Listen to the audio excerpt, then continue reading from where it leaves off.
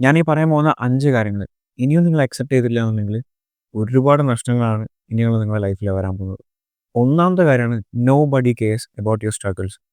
നമ്മൾ എന്തെങ്കിലും ഒരു കാര്യം നേടിയെടുക്കാൻ വേണ്ടി നമ്മൾ ചെയ്യുന്ന സ്ട്രഗ്ലിങ്സും അതിനുവേണ്ടി നമ്മൾ ഇടുന്ന എഫേർട്ടും ഒന്നും ആരും ആക്ച്വലി കെയർ ചെയ്യുന്നില്ല.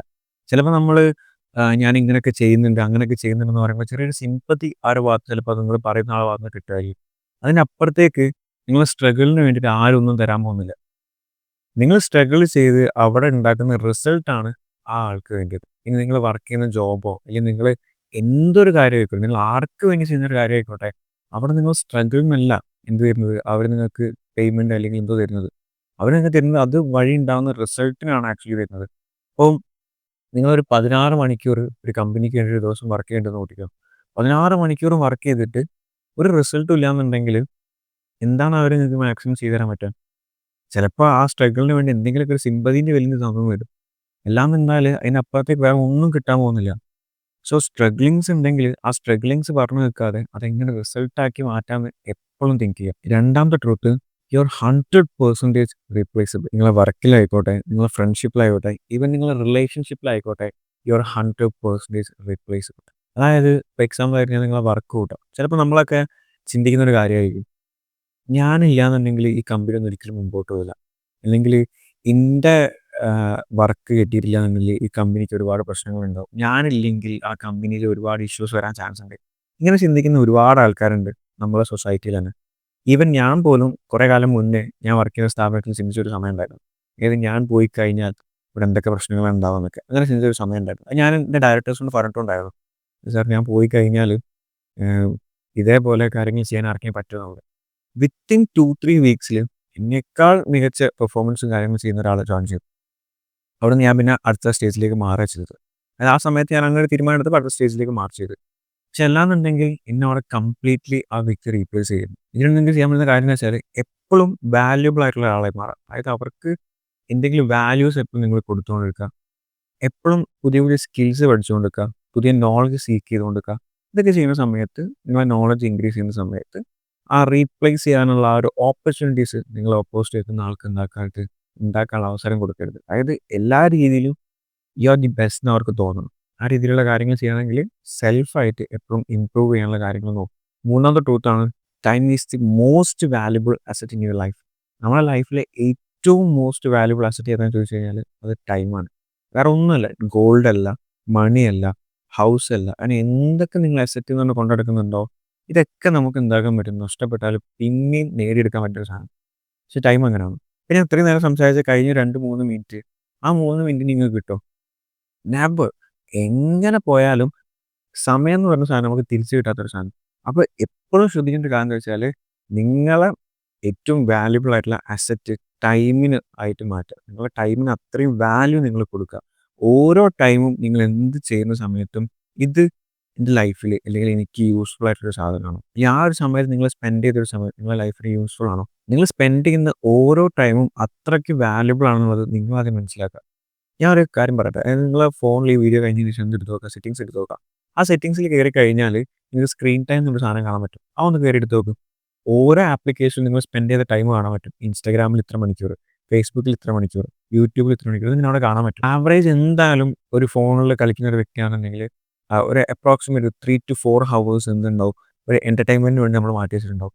എടാ 4 ഹവേഴ്സ് ഒരു ദിവസം എന്ന് പറയുന്നത് ഒരു 1 വീക്ക് എടുക്കുകയാണെന്നുണ്ടെങ്കിൽ അപ്രോക്സിമേറ്റ് 24-28 ഹവേഴ്സ് നിങ്ങൾ സ്പെൻഡ് ചെയ്യുന്നുണ്ട്. അതായത് ഒരാഴ്ചയിൽ ഒരു ദിവസം മൊത്തം നിങ്ങൾ ആ ഫോണിൻ്റെ അകത്താണ്. മനസ്സിലാവുന്നുണ്ടോ? ഒരാഴ്ചയിൽ ഒരു ദിവസം കംപ്ലീറ്റ് ഇതിൻ്റെ ഉള്ളിലാണ് നമ്മൾ കിടക്കുന്നത്.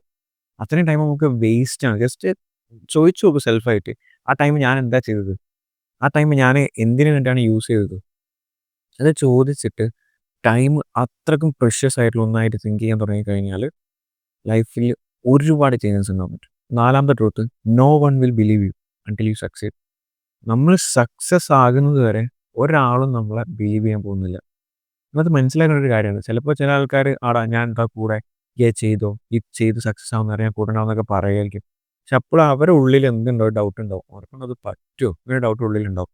ഈ പറ്റുമോ, ഓനതിന് ആപ്റ്റ് ആയിട്ടുള്ള ആളാണോ, ഇങ്ങനെയുള്ള കൺഫ്യൂഷൻസും എല്ലാ കാര്യങ്ങളും നമ്മളത് സക്സസ് ചെയ്യുന്ന സമയം വരെ ഉള്ളൂ. സക്സസ് ചെയ്ത് കഴിഞ്ഞാൽ പിന്നെ ആ കൺഫ്യൂഷൻ അവരുടെ ഉള്ളിൽ ഉണ്ടാവില്ല. അവനെക്കൊണ്ട് പറ്റുന്നൊരു സാധനം എന്നും പറയും.